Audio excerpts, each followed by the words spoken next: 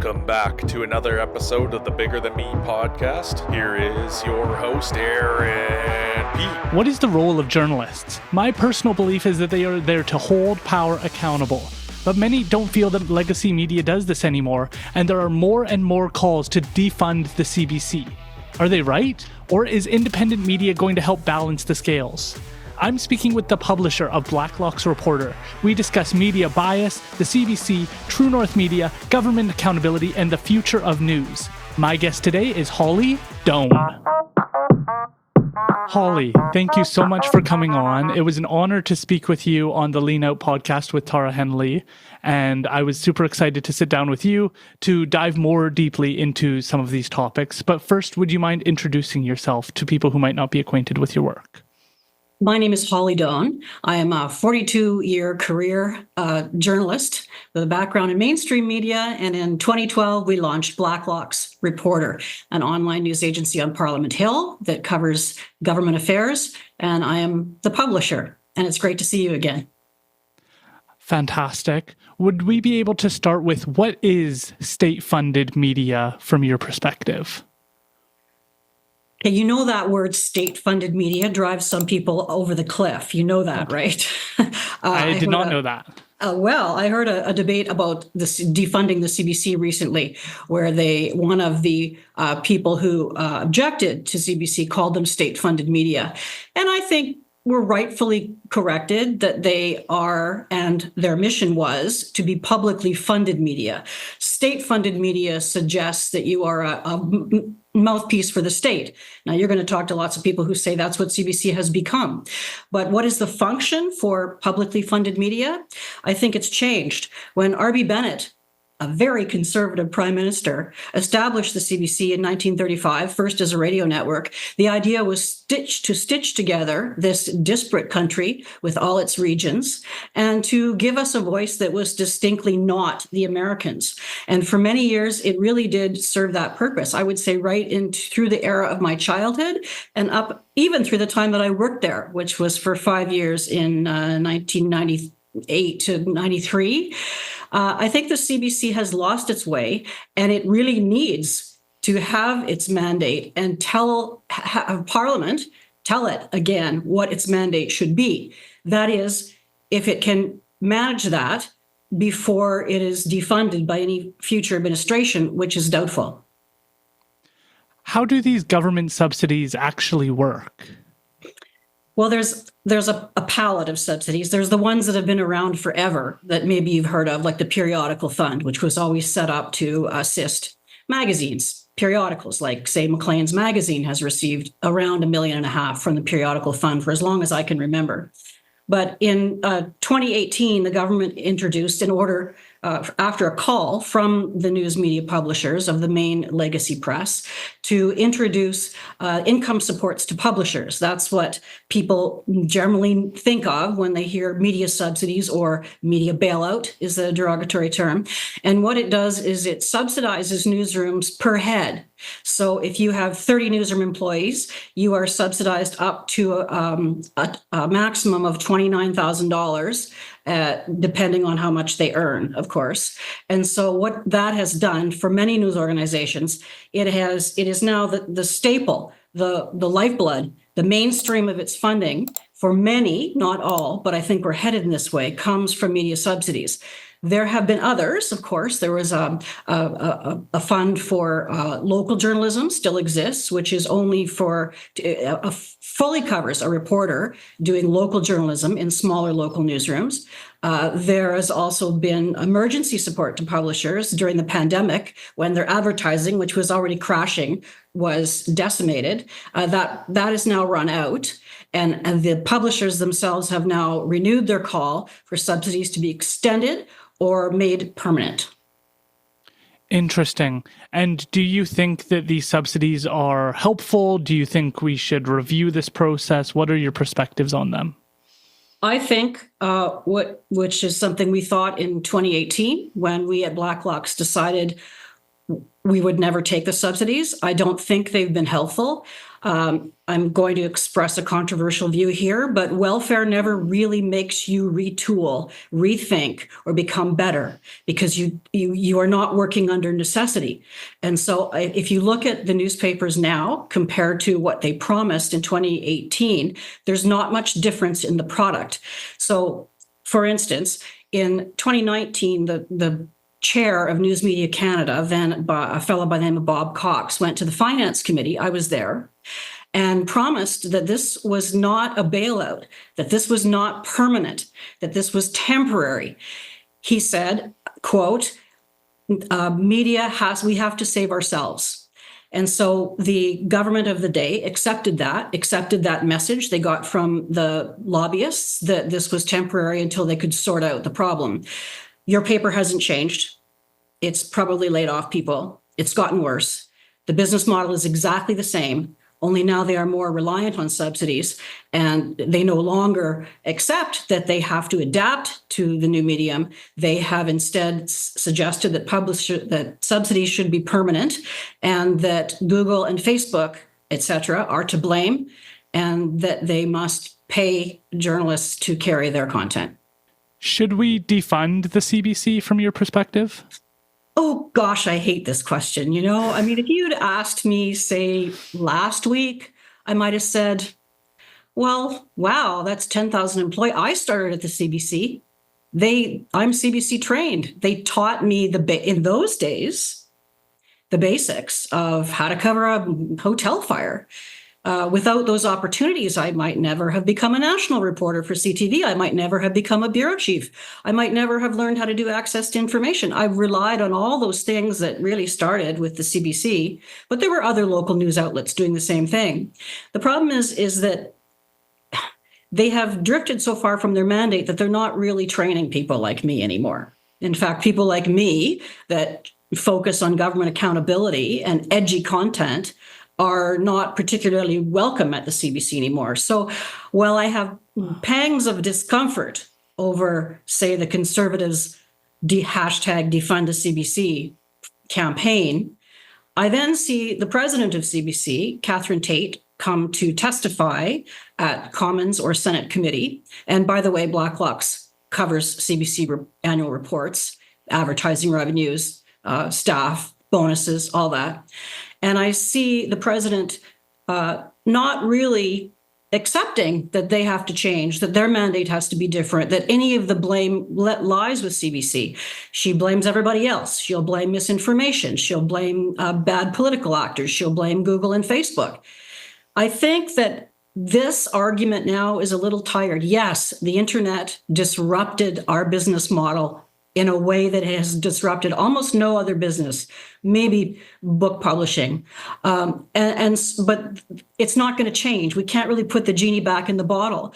So the CBC, one of its proposals, which I am guarantee you're going to see when the Heritage Ministers Committee reports back very soon on the future of the CBC, what to do with the CBC, one of the things they're going to recommend is that the CBC get out of advertising, which private broadcasters have called for many years. Problem, there's no money in advertising now. So CBC is being a little bit disingenuous when it says, hey, we'll get out of advertising. We'll leave that to the private broadcasters when they can't sell any ads anyway. And the quid pro quo with that is going to be, see, we got out of advertising. We'll leave it to you, but you have to up our annual fund to compensate for advertising. In other words, be completely funded. That's not innovative. That isn't responding to what the public is asking for. That isn't even preparing yourself to an existential threat, which is a guy named Pierre Poilievre, who, by the way, we're never sure what a new government's going to do, are we? I mean, I've seen promises broken before all the time. That's what they do.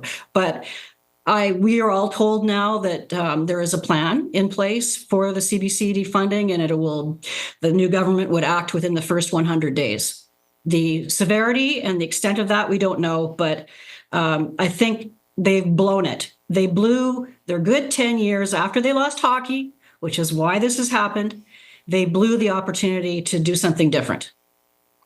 What do you think the impact of these subsidies are on independent journalists, independent media, willing to create innovative solutions? I've spoken to Farhan Mohammed, who's one of the leaders of the Overstory Media Group. They've created e-newsletters that kind of collate and put together newsletters that summarize basically the news of the day from across different news organizations, including their own, and then they do more in-depth reporting on local journalism. But they're relying highly on subscriptions, and it feels like their business model is being discouraged because CBC is free. Like these other news organizations are offering a free product. So when you're asking for a higher quality product that actually costs money or that you can do a subscription service for, it seems like they're fighting up against something that's free, even though it's being paid for the taxpayers themselves. So what are your thoughts on the impact of these subsidies on independent journalists?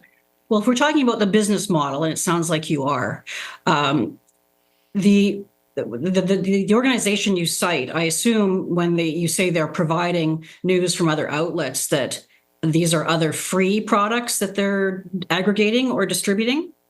Yes, Black Press and stuff. And they just put like a link to that news article so you can go forward. Okay, and those links are generally to articles that are not paywalled? Correct. Right. Okay. So they are able to, in some ways, profit off somebody else's content. That's what aggregators have always done, which aggregators were the enemy because they were like middlemen. They were the ones that were scooping up the labor-intensive, expensive journalism and then repurposing it. However, if they're also producing some content themselves, it sounds like they're trying to figure out what the model is to provide as much content to people at as low a cost as possible. Because this is something we hear that, oh, your product is great at Blacklock's Reporter, but it's so expensive. I'll say, well, yeah, we don't take subsidies, and investigative or document journalism is expensive. So I guess we're only targeting people who want to pay that money. Sounds elitist, but if you're a small business, we're not going to give it away for free just so that we can go out of business. That's not doable. But what you're seeing in the organization you cite, or ours, or others, and this is the difference in the actions of legacy media and small independent upstarts, is that like any small business, independents are fighting for their lives all the time. They have to be innovative. They have to modify what they're doing. They have to make corrections all the time. For instance, we focus on content. Our business model, a hard paywall with a allegedly expensive subscription at $300 a year, has never changed in 12 years. What has changed is what any small business would do.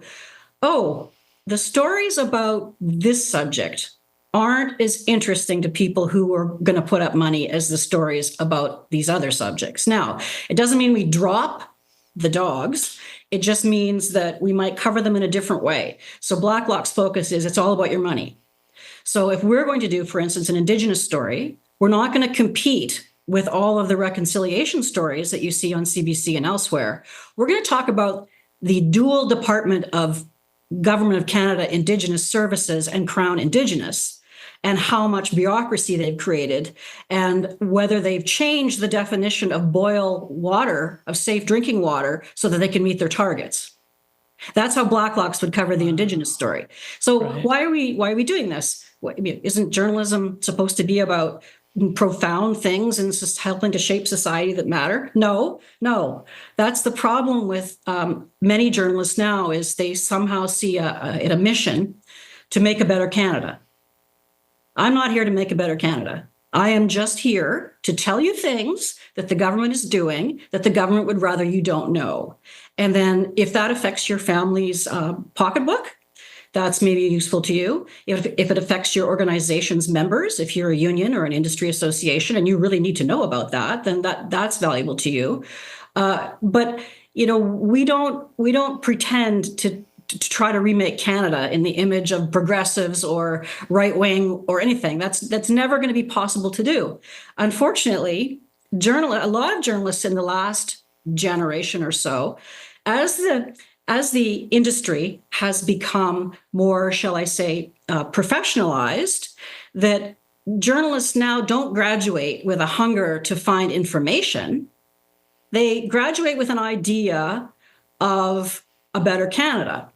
And so they want to be, as they are professionalized with associations and awards and all these sojourns in other countries to study journalism, they become like other professions, and they wish to join the country's elite in offering advice for how government should operate. What they've failed to recognize is that your public doesn't want that. Because if you're busy making a better Canada, who's telling me about what happened at Fisheries Committee? Or who's telling me about public accounts and the line item in public accounts, which was not what they promised in the budget speech, right? Who's telling you about that if journalism has taken on some other kind of mission? You know, we always like to say that in the first half of the 20th century, journalists were not very well paid. They were ink-stained scribes that ran around calling in their tidbits. Right. The old cliche of the fat little man with a press card in his hat. And as they became professional, but they hustled. And as they became professionalized, they changed into people who go to seminars and give speeches at universities. So what we have now is we have a profession that used to be the brightest of the working class is now the dullest of the upper class. And they are failing Canadians. Just learn how to read a budget. That's all you have to do.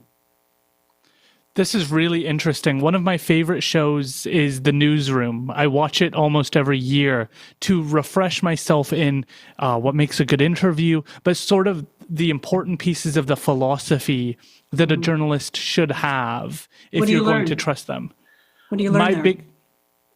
So The Newsroom, like, I think it's one of the best shows because they didn't try and go 7 seasons and a movie. They didn't try and go big. They just tried to deliver to you that the great goal of people in media is to deliver the information, not dumb down the content for their viewers, try and educate them, embrace the complexity of topics, expect higher of their audience, and push them to understand things in a deeper way. And it's those philosophies I try and pull into this. I don't think the working class or people in poverty are stupid and need to have them spoon-fed information. I believe that when you explain things and walk through a process or a system to people, they understand it and they want to see changes. And I believe that's how most people feel. I think that's why podcasts are taking off, is because people can sit down and listen to 3 hours of a neuroscientist named Andrew Huberman break down how your body functions. And I don't think a lot of the media understands that. It's still 4-minute segments on a topic, got to move on, got to switch it to commercial or something like that. And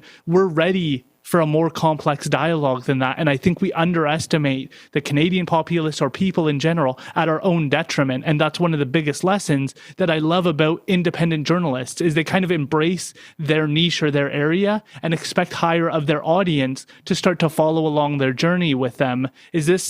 Are we on the same wavelength in regards to this? Remember I was saying earlier about independent media has to be really attached to their listeners or readers to know what they want, to know if we're giving the right product or not.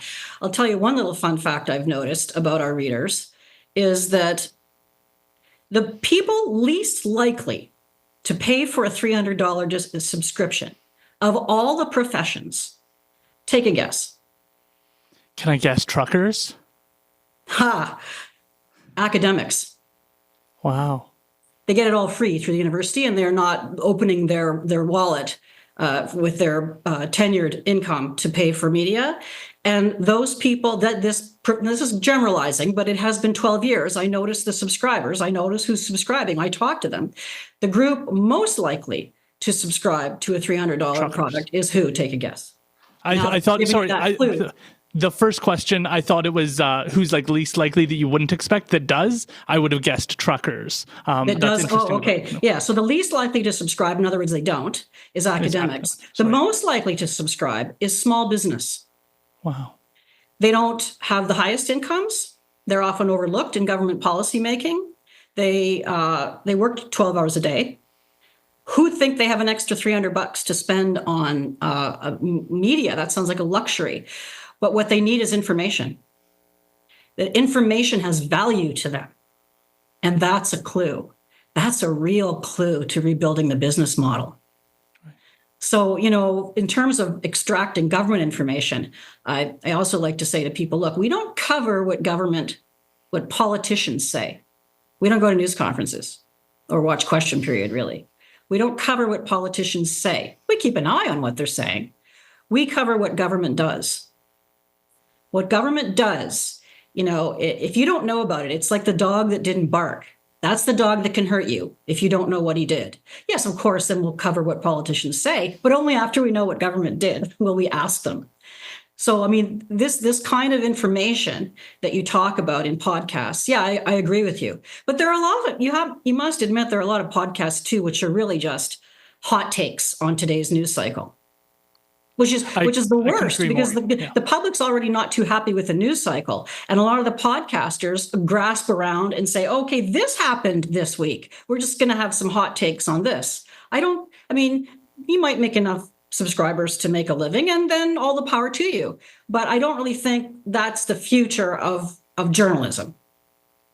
I would agree. I think that the discussions can get more complex and nuanced in spaces like this, but it'll be interesting to see, because the medium is so new. I wanted to get your perspective on this, like the impact that I think the interview between Joe Rogan and Donald Trump has, to me, really reflects the changing landscape that we're seeing and gives a lot of hope to independent creators, because it was the same opportunity that I got here in British Columbia when I got to interview all three political leaders of different parties, and they actually saw it worth their time to come on a podcast and sit down for an hour and have a conversation. That's very different than what I would have expected in like a 2013 election when podcasts really weren't a thing. And so the movement that I'm seeing is that these are becoming spaces we can have more complicated conversations than the traditional legacy media, where you get 7 minutes and the questions are really, really quick and you don't get a chance to kind of fully flesh out your thoughts. Well, there's two ways of looking at that. I didn't watch the Joe Rogan interview, but I know what you're talking about. And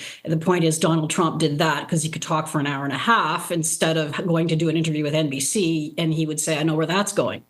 Right. But there's a possibility to manipulate too. But if a podcaster or interviewer is fair, I think that they'll attract great guests. And you're proof of that. Obviously, they think you're fair and you trust them. And you can get away with all sorts of questions, quite frankly, if you back it up with some facts and say it with a pleasant smile on your face. So there's that way of looking at it. But I also think that there's a danger in podcasts becoming, I have trouble listening to all the ones I want to listen to. We are saturated right now. We are. And people always tell us, oh, Blacklock should do a podcast. He'd be like so popular. And we say, yeah, but like if we stopped to do that, you wouldn't have a Blacklocks. You wouldn't have, we all have our own role. But our Canadian example of Trump talking to Rogan in our little mousy Canadian way is after the prime minister faced his so-called caucus revolt in Ottawa 2 or 3 weeks back. He went to the Sault Ste. Marie and did a podcast with a local podcaster about whatever they wanted to talk about, and reaffirmed his intention to run there. So that's interesting. That never would have happened back when I was a scrum monkey in Ottawa in 1993. They always got right out of the House of Commons and walked straight onto the CBC's set or CTV or somebody. But they're now looking at those places and seeing that they don't have the reach that they used to. And even if they have the reach, they don't have audience trust because a number of reasons. And also, they maybe don't target the people they want to speak to. Mr. Polyev, for example, has been very successful with his TikTok and Twitter and social media bites talking about drugs on our streets or about the housing crisis. And coincidentally, the number of young people under the age of 25 who are going to vote conservative has increased. What a shocker. When I was that age, all young people would have voted NDP. There wasn't any question about that. How in the hell did that switch? It's a fascinating phenomenon. He's reaching them in different ways. And I can tell you, I don't know how old you are, but I have 2 sons, age 20 and 23. They're smart kids. They're in a business program and law school. I don't think they've ever watched a CBC newscast or bought a National Post. Yet they don't seem totally clueless when they come home from school. They seem to notice what's going on. They sure know about the crisis in student housing, because isn't it true with young people, when it hits them, then they suddenly take everything more seriously and look for sources of information. So those young people who are skeptical that government has not served them, it has let them down, that they're facing this housing crisis and competition for expensive schools, they see they're not left wing anymore, but maybe they're not right wing. But they say the system has failed us, and so we're looking to a different way, and so they're being reached a different way too. Maybe they're watching up your podcast. I don't know. I'm wondering if you can describe to us and walk us through starting Blacklocks and like how that process worked and what some of your philosophical perspectives were when you started this.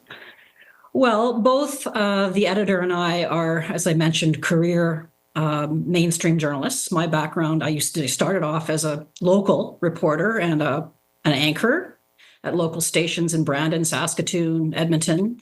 And then I worked for CBC for a while in Alberta. And then I was a CTV national reporter in Ottawa. And then China, I was a bureau chief. And then the editor and I did historical documentaries, which we sold to CPAC, political history, which are now in the archives. So we kind of had this broad sweep. We were very fortunate. My era of journalists really were like the last flight out of Saigon. We had the industry when it had money and it was good, and we had viewers or readers. And I know it's much harder now. Well, we're living it now too. But by 2012, when all those other things had run their course, we looked at each other and said, well, we're too young to retire. What should we do? Oh, well, hey, news is going online. It was really that simplistic. I guess we could do that. Look, we don't need to buy a printing press. We don't need to hire a ton of staff. We have the reporting experience. We don't have to go canvassing at Carleton. We can do this. And so we started a website with the idea of doing government accountability, because we saw that media didn't cover committees, that they didn't read public accounts. And so we thought maybe there'd be a niche for that, of people who wanted information. But with all small businesses, what's the statistic? Something like 83% fail in the first year. And if you survive 5 years, it's like surviving cancer, then you might make it. So that's our story. We didn't earn a lot of money in the beginning. We never lost money, but we just kept going. And then something happened. While we were in business, the rest of the media seemed to collapse around us. Audience trust collapsed. Subsidies didn't help. We decided we weren't going to take those. That sounded frightening. We're trying to hang on to readers, not lose them. Then the pandemic happened. It was the election of 2019, and then the pandemic. And suddenly, everybody needed information. What was the Public Health Agency doing? What did Health Minister Patty Hajdu know about Wuhan and when? And so your small business, your family, all those things are depending on information. And the media at that time seemed to buckle down even harder with government messages. So we went the opposite way. We focused on documents and testimony and what happened, and subscriptions took off. The more we got away from government messages and the more we tried to find real information about the Public Health Agency throwing out masks and closing a warehouse, the more people seem to want our product. And I would say that since the pandemic is over, let's say 2022, subscriptions have remained steady, and we keep on the same path. There's always a new scandal. There's always going to be green slush fund, or there's going to be, Minister Boissonneau and the Pretendians. Like, there's always something. So to some people who are skeptical and think we should have positive reports on the things that government tries to do, they will say that's gotcha journalism. And I will say the government of Canada has 6,000 or 7,000 media spokesmen. We don't need any more people shaping the government message or engaging in the term the government loves, which when media uses, I hate, storytelling. We just need facts. And so since that time, since the end of pandemic to now, 2024, The greatest value once you establish yourself, and I'm not saying it's easy, it's bloody hard. Once you establish yourself, the greatest value are the resubscriptions. So we are to the point now we have about a 75% resubscription rate. So it's kind of like in a way, it's like a pyramid, right? If you can hang on to a larger and slightly larger base, then if you have a bad year, like people are really struggling with their finances right now. We've noticed new subscriptions are down a little bit. And we also noticed, by the way, that new subscriptions don't happen during tax time. Forget March. March is death. We might as well shutter the outfit and go, because it's about people's money. Imagine them trying to find the money to spend on you at a time when they're just trying to make ends meet.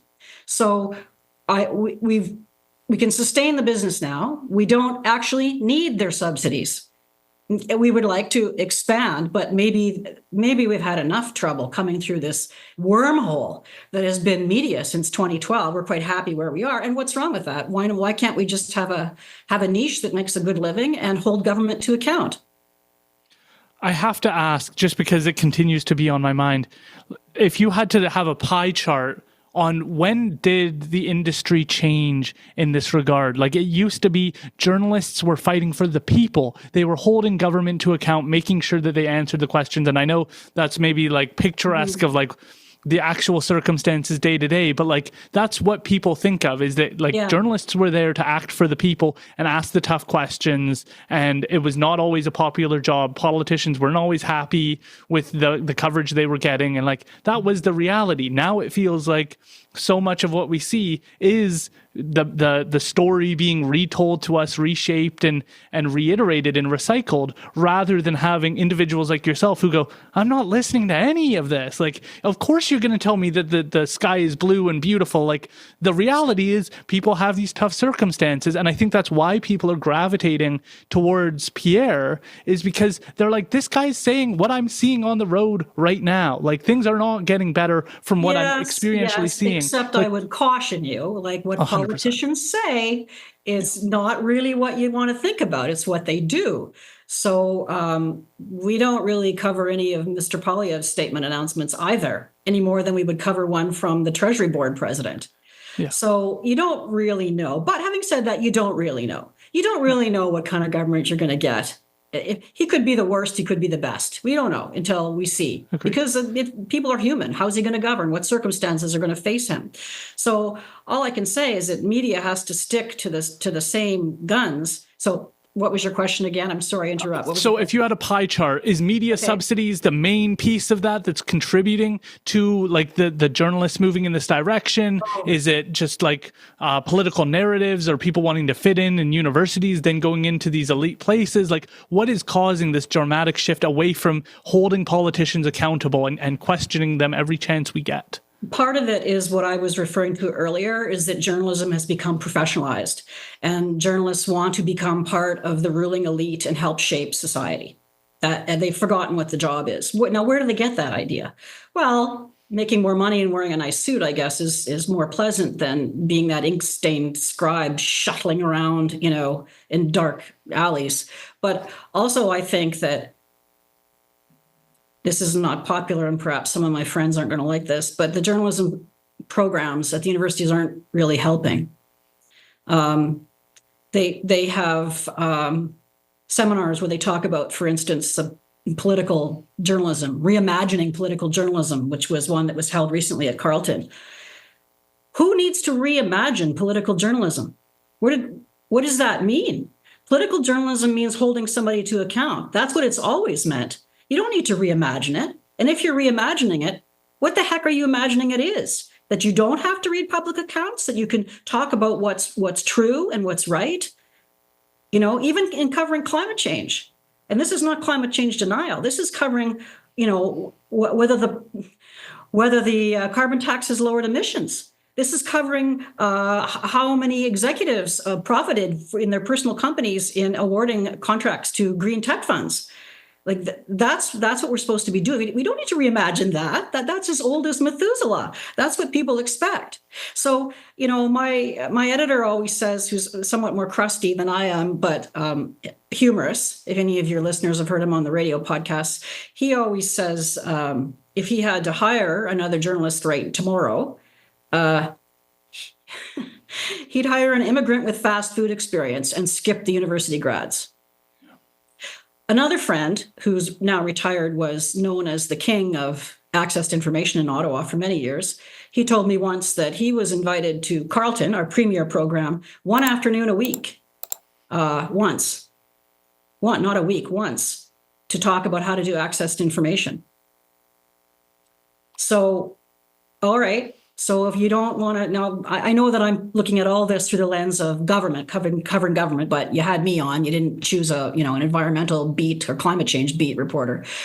So I think that not only one, journalists, to sum up, journalists have wanted to join the elite class and join their government masters, I would say tormentors, in shaping society. And they've also no longer been taught what journalism is, that diversity is more important than knowing how to file an access to information request. And they would say, no, that's right. No, it's not right. It's both. But I don't see Carleton or Toronto Metropolitan University holding weekend think tanks on how to demand more government accountability. And I'm telling you, it doesn't come from holding the guy to account at the microphone while he's eating an apple and then feeling hurt because he doesn't like you. That's not how you hold government to account. You have to get into the documents. You have to, if they won't talk to you, it shouldn't really matter. Not really. But if you're fair, they might talk to you anyway. So how did we get here? What piece of the pie is journalism have? And then, of course, underpinning that is subsidies. We've just begged the public not to trust us because nobody thinks that SNC-Lavalin gets subsidies and doesn't do favors for the government. Who thinks that? Bombardier. Nobody thinks that. Why would anybody be expected to believe that media subsidies haven't influenced coverage? And again, it's not even what media reports, which you may object to, it's what they're not telling you. And why are they not telling you? Because some of it's too controversial and you want to keep your subsidies. And also you don't know how to get that information because you've been busy, remaking Canada. So those things have contributed. How have subsidies influenced that? Publishers used to be these fearsome people, and managing editors were like, if you ever remember the old Mary Tyler Moore show, they were like Lou Grant, like grumpy, armpit sweaty guys in a corner office who told you your story was crap. Holly, that lead sucks. We did that story 6 months ago. Go back and get something else. That's what they used to demand of their staff. Now they have diversity to worry about and inclusive hiring, and they're in their office filling out a grant application. How can it not affect subsidies? At the very least, it's made us tired and dull and unreadable. I'm interested in the dynamic between the two worlds, legacy media and independent media. How has your work been impacted or viewed by your peers? Hard to say. Very few of them subscribe. In media, when somebody else breaks a story and then your boss makes you go and do what we call a matcher, that's a bad day at work. Like you never want to match somebody else's story. So I think, Blacklock's is a conveyor belt of information. I'm not going to call it all scoops. I'm not going to be so presumptuous. I hate that word, by the way. We're just a conveyor belt of information. And the reaction to that sometimes is from the public, why doesn't mainstream media do this? And I don't want to go there, but so that doesn't make us popular, and neither does our position on subsidies. We have said that they are not being honest with readers. We have said that it influences coverage. We have said that the press gallery, which is the parliamentary press gallery that represents reporters in Ottawa, in excluding others from membership because they won't tell us who's funding them, that they themselves should declare how much money their organizations get from the government. Why is a subsidy from Imperial Oil any different from a subsidy from the Canada Revenue Agency and the Employment Department? Like, what's the difference? I don't see the difference. So, I mean, those things don't make you popular because they're afraid. People are afraid, and they want to have a scoop, but you don't want to rock the boat because there's layoffs every day, and you could be one of them. That's not a great environment to work under either. Do you feel like the information that you provide is utilized by any of these other news organizations? Are you able to help form the public narrative, or are people afraid to touch your stories, to go against the public? Like, what is the response that you see? Well, one of the things that we were warned about when we started, that old crusty types in the business say, hey, you watch, like, others will try to steal your stories and they won't give you credit and they'll just pretend you don't exist. So the remedy for that for us was to sell licenses. So the minute we see another news organization or any kind of website that's using our content because they've purchased a single subscription, we tell them, you're getting a license or you're never reading Blacklocks again. And you have to be prepared to walk away from money. And that's worked. So we have a number of licenses with other organizations, like The Sun has one, Epoch Times has one, Western Standard has one. But none of these, by the way, are huge. It's not huge money. No single license that we have represents more than 1% of our total revenues. These are just a way of forcing others to recognize the work of other media, and upstart media themselves respect that. Now, those I just named to you sound like all right-wing outlets. Okay, so she must be a right-wing. No, we ask Stephen Harper. He would not have called us a right-wing friendly outfit. Remember, we started up in 2012. We do government accountability. So when the government happens to be liberal, the people who are this is one of the problems with the world now, Aaron, is that the political partisanship, they can't tell the difference anymore. Like, if you do a bad story about Mr. Trudeau's government, well, then you're a right-wing hack. If you don't do enough critical stories of his government, well, then you're a liberal. That's too bad. Anyway, we just, we just sort of block that out. So, other media following our stories. Yeah. So there's those I mentioned, and those are mostly not paywalled. So what happens is they rock it all around. That's not a bad thing. I call that free advertising. Right. And also what it does when the stories resonate in that way, it holds the government to account. In fact, you might find this interesting. They know that Blacklocks is going to do what we're going to do. And we don't write media lines. Media lines, for your audience, is the things that communications people write to make the government look good. Lines, like a news release. So they don't bother trying to give us a hard time, but they give all our licensees a hard time. Government departments phone up all our licensees and try to bully them to drop the stories. What do you think of that? That's shocking information. Yeah, every single one of them. The Post Media and Rebel, Rebel subscribes too, but they don't bother them much because they're in another place. No point, yeah, but Western Standard has had the same problem. So, in other words, the government is trying to shut down this kind of journalism. And so they're going to make it really hard for you. They're not only are they, you're not taking their subsidies, so they already think that you're in trouble. And now they're going to try to bully your licensees into dropping the copy.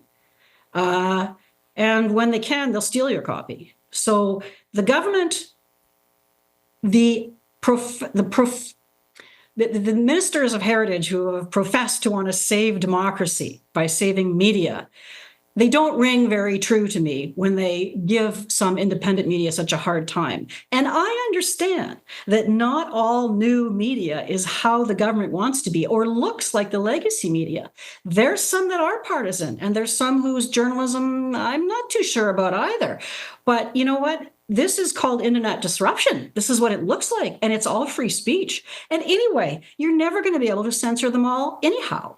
Yeah. I mean, they've been trying for 10 years to censor us, and it hasn't worked. We've just gotten stronger. The more the government bullies us and the more we say we don't take subsidies, the more likely people are to give us a go and shell out some money to subscribe. Like the government's word for something, the government's say so that this is a good thing, is a very antiquated idea.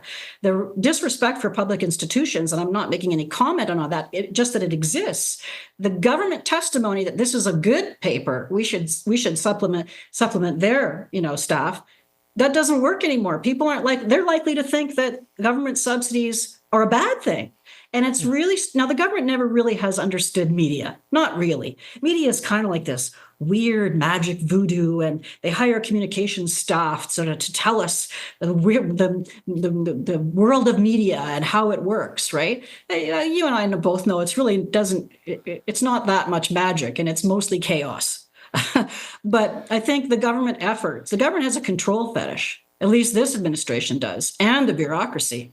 And so they have been trying their best through subsidies to control media. And what's happened? What has happened? I think they've caused independent media that is agitating to succeed. At least I would say with us, that's the case. Agreed. Sorry, I want to linger just for another second Sure. on your comments about the fact that the government doesn't want these stories told and that they actively discourage this. To me, that's a huge revelation that just deserves a minute of time to digest and process, because I think we are all skeptical of government at some level. When you hear new taxes coming in, you're kind of like, but when you hear that, it's just so strange, because it feels like I try and be as middle grounded as I can be.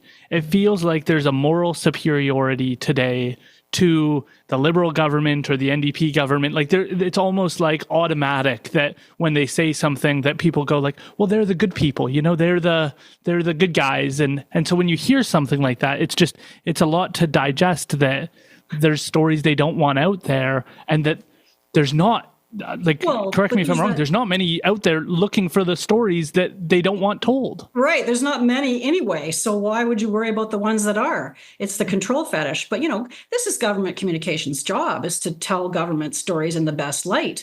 Or the minister's office might hear about this. Like, what if the minister's office gets a question period from, somebody on the other side of the house, and it embarrasses him? Well, it's my job to control that story, shut it down, get a correction. And they measure their successes, by the way, government communication staff, in whether they got media to change the copy. That's how they measure it. Now, they would say, well, it was wrong. But most often, it's not wrong. It's just they didn't like the lead you chose. It wasn't what they would have put in the press conference, in the press release. There's an old thing in the CP Style Guide, Canadian Press Style Guide. I don't know if it still is in there, but it says, this is for editors, don't rewrite the story just because it's not the way you would write it, right? And so government's mission is to rewrite the story the way they would write it.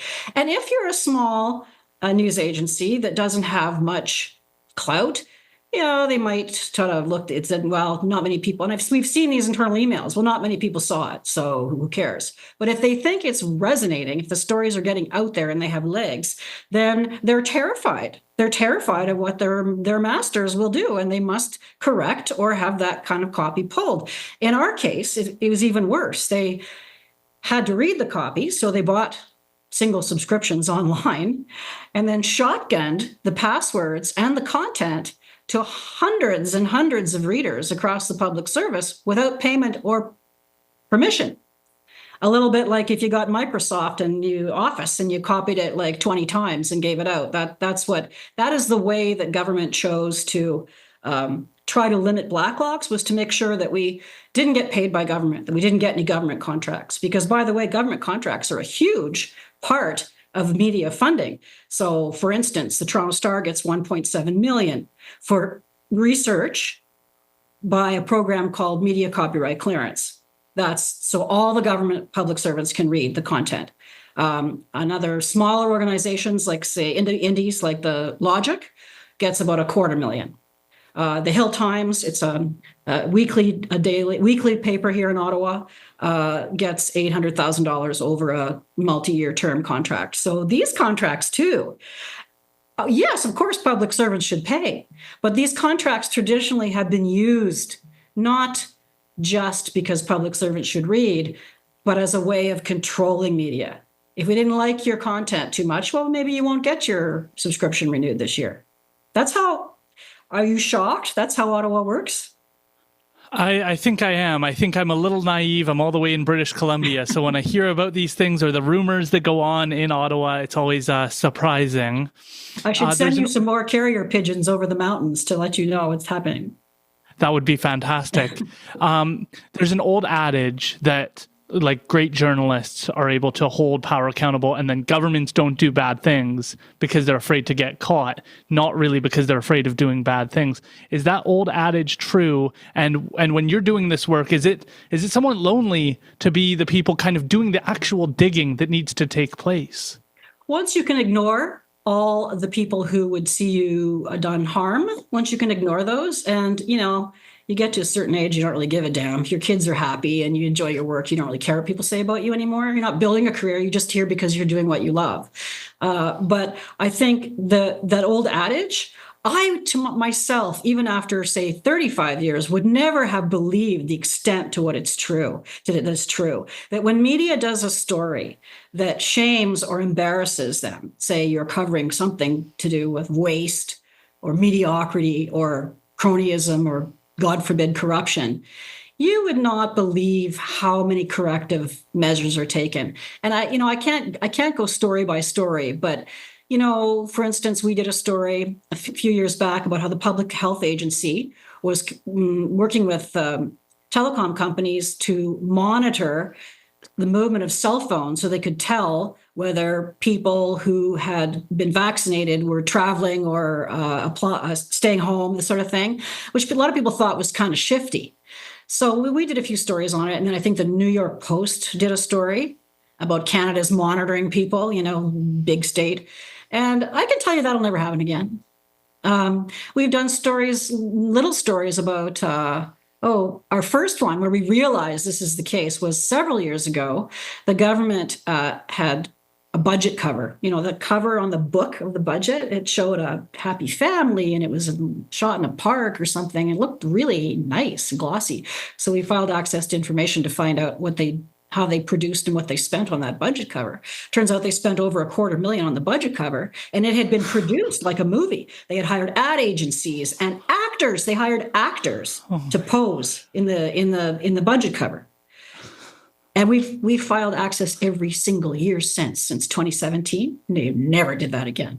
That's a small example, but they do respond. Let's look at Parks Canada changing Johnny McDonald's home in Bellevue into a kind of a struggle session to examine his legacy, as opposed to say, this is his house, this is where he lived. There was a lot of talk about that. There was a lot of stories. The Sun picked it up.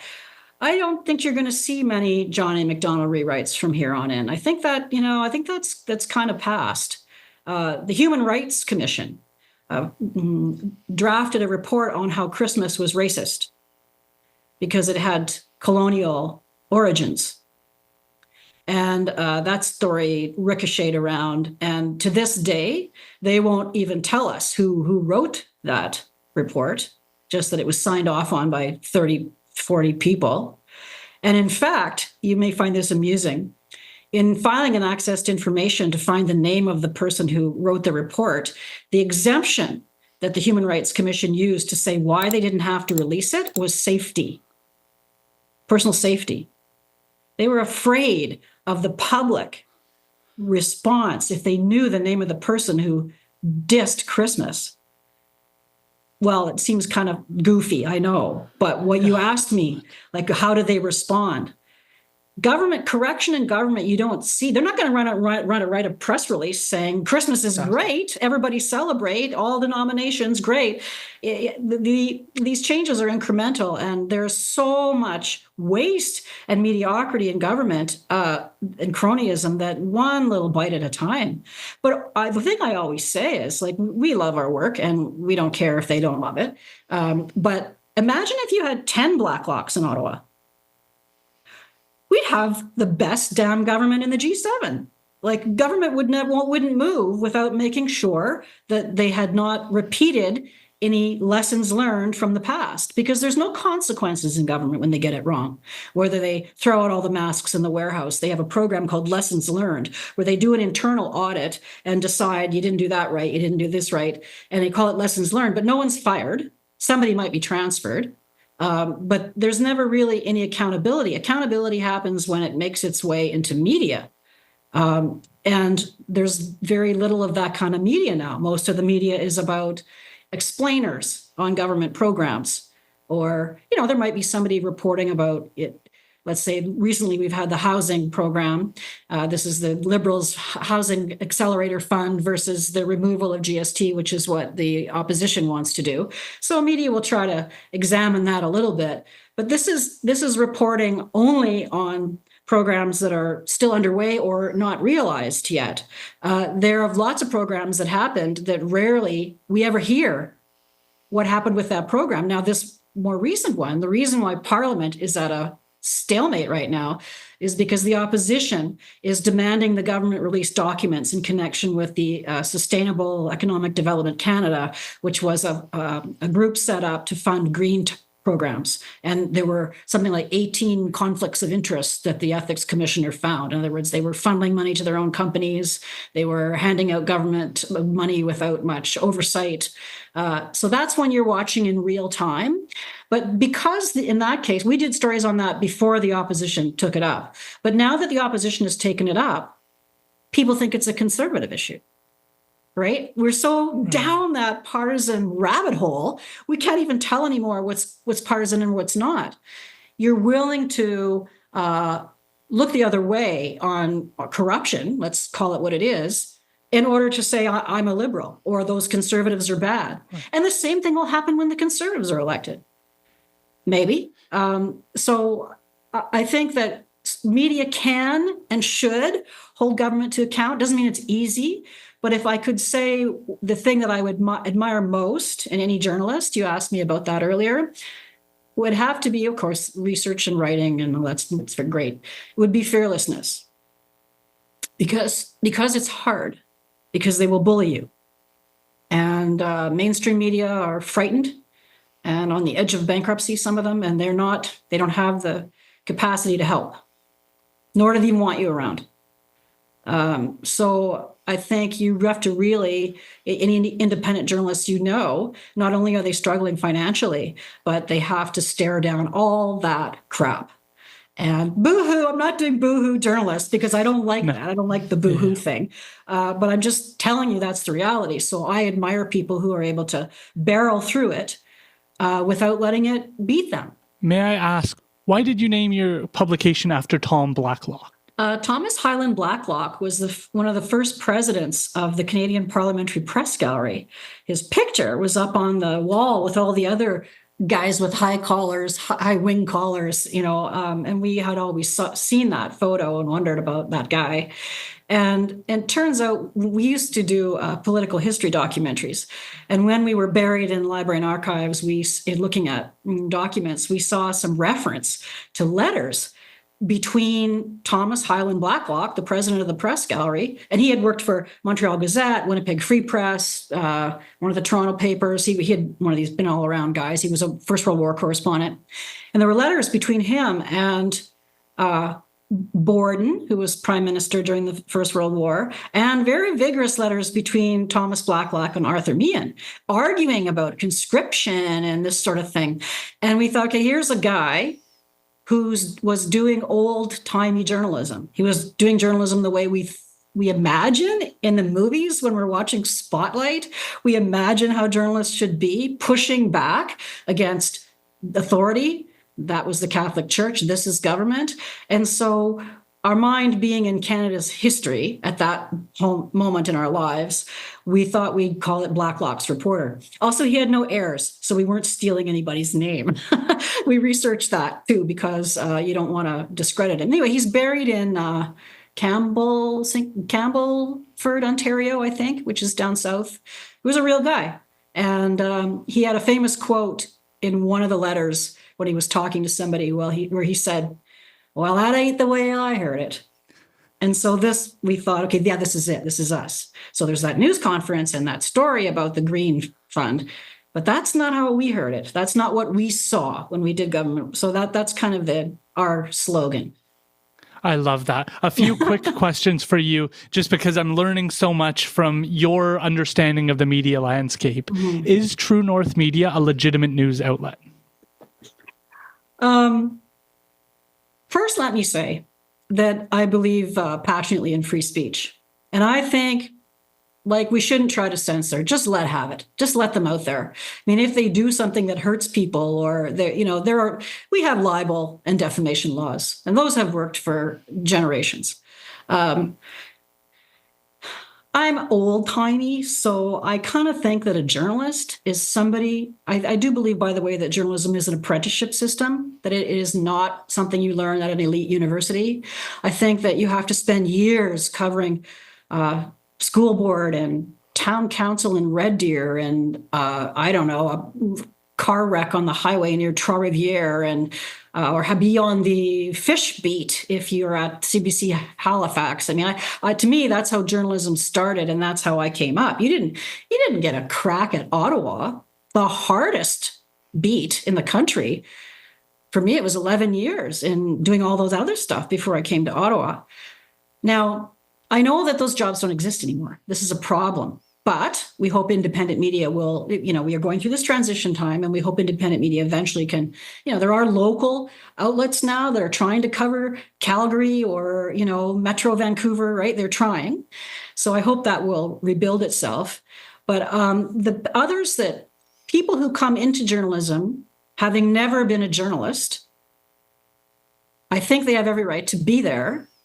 It makes me uncomfortable. And I mean no disrespect. But if you were a political party operative, or you were an activist for an environmental group, or you were a right-wing columnist maybe, and you had never covered school board or city council or legislature anywhere, part of me says, the elite part of me says, where do you get off trying to cover Ottawa with your opinion pieces when you don't even know how a bill becomes a law? And so I would say to people, we are in these silos where, you like to subscribe to things that support your own view, and but even the things that you like, and I do the same thing with the publications I subscribe. I look at them and say, well, why are you saying that like that? Most of them, unfortunately, are opinion, so they get away with it. But they're getting the moniker journalism. How did they get that? Where did they get off taking that moniker that some of us worked really hard just by coming up through the apprenticeship system to learn how to do that? So, which doesn't mean they can't, because after all, if I'm going to say that journalism doesn't need an elite degree from Columbia or Carleton, then I have to accept that citizen journalists will come at it from a different way. You have a law degree, right? I always said that if I was going to do journalism over again, I would get a law degree. And I went to journalism college, so I didn't invest too much time. But I think that even those things are useful. So you will always, I'm sure, whether you ever practiced or not, you will always look at our laws through the lens of what you learned. So I say, come one, come all, but try a little harder to not just be a zealot for the cause, whether it's climate change or the Conservatives. Just try a little harder, because that way everyone will love us more. Fantastic. The last one on this note is Keenan Bexta from Counter Signal went all the way out to Tofino. My understanding is that he took a plane all the way over. Justin Trudeau was there, spending time with his family. And I thought it was one of the best interviews Justin Trudeau's ever done, because it really gets to the heart of some really interesting questions. His argument was, I'm on vacation with my family. Can I just not have a day with my kid being left alone? And then Keenan's counterpoint was you would never let me interview you. You would never give me the opportunity. I am not on the press gallery. I will never be on the press gallery. This is my one shot as an independent journalist to get an interview with you to discuss kind of key issues that you would never accept an interview with me. So this is my shot and I'm taking it. And I just thought it spoke to something really profound about the state of independent kind of media or journalism, and how the two aren't reconciling yet. What are your thoughts on that? Well, there was a lot of debate about that, wasn't there? You know, whether you were bothering the prime minister on holidays or whether, you know, he had a right. I don't know. How would you feel about it if it was, I don't know, Bob Fife from the Globe or Jean-Paul Tasker from CBC who are out on the beach chasing him? So because they are members of the press gallery, so therefore what? They have more of a right to chase him. There must be a reason to chase him, whatever the subject was, right? I mean, Global News caught him on the beach on the first Reconciliation Day. Did anybody say they shouldn't bother the guy on holidays? No. Why? Because they're part of legacy media. Okay, that's one way to look at it. The other way is Mr. Bexta is not one of those journalists that I describe that I respect the most. He did not come up with a desire to cover school board and find information and with any sort of standards applied to what he does. And a lot of it, come on, whether you like it or not, and I watched it too, is voyeurism. People, you know, even if you don't like, even people who don't like the guy, and he did the same thing with Dominic LeBlanc at a cabinet retreat a couple of years back. Don't you watch it because it's kind of voyeuristic? So is that good journalism? No. Well, but what's the big deal? Even if it isn't journalism, why is it so harmful? He's not out to hurt anybody. He's not out to hurt the prime minister. And so I guess I go back to whether I'm entirely comfortable with it or not. That's what free speech looks like, I guess. Come one, come all. And people need to get off their high horse and accept that the media is in transition. And again, this is what I said before. This is what it's going to look like. There's going to be some things you don't like. And how are we going to, and some things you do. And how are we going to manage that? We're going to have a code of ethics that we slam down on everybody's desk. We're going to subsidize them so they have to meet our criteria. The remedy to Keenan Bexta is not more government. I guess that's what I would say. And you know what? Anyway, it's up to people viewing it to decide whether this is bad or not. As you know, it's not up to me or you, Aaron, or even maybe even Justin Trudeau. Yeah. How can people keep up with your work? How can they subscribe? What's the best way to connect? Well, we're at www.blacklocks.ca. There's a subscribe page. But if you want to have a look first, you can scroll down and go back and back and back and see the headline and the cut line of all the stories. You see a cut line is like another line or two with a bit of information that gives you the gist, more of a gist of the story. And then you can subscribe online. It costs $314. And I'm, tired of apologizing for that because we have plenty of subscribers. And we always say, if it's not for you, you can get lots of free news at the CBC and Post Media. You don't have to subscribe to Blacklocks, but if you do, I promise you'll be one of the 73% that comes back every year for 10 years. One of my favorite comparisons is always like, you care about the quality of food that you put in your body, and so you should care about the quality of media that you consume and be very mindful of the information that you're consuming because it impacts your worldview, your hope, your optimism, your understanding of where the world is. And I think you do an incredible job of that. I find one of the biggest takeaways for me from being able to speak with you is you bring a maturity to the conversation that I don't often see. To your point, I see a lot of people kind of jump left or jump right whenever a question comes up. How dull. Yes, and not taking that nuance of like, okay, we disagree or this is the case, but it doesn't make me a right-wing person for being able to observe that this is actually what happened. It doesn't make me a left-wing person for saying that, like, I don't agree that Pierre isn't taking... You know what they'll say? Then they'll say it's the stories you choose make you a right-wing or left. There's no winning that argument, by the way. Exactly. And anybody who says that about us, we challenge them to read the copy. Yeah, there's a sexy headline. Go to Fleet Street if you want to talk about sexy headlines. But then if you read the story, it reads like a search warrant. Yeah. Information, citation, name of report, name of legislation, clip from opposition, clip from government, backgrounds information. It reads like that. And so if we're going to call that partisan now, then I think you consider the source. You consider the source of the people who are saying it. And people who call me partisan, I know right away, you just told me you're partisan. Yeah.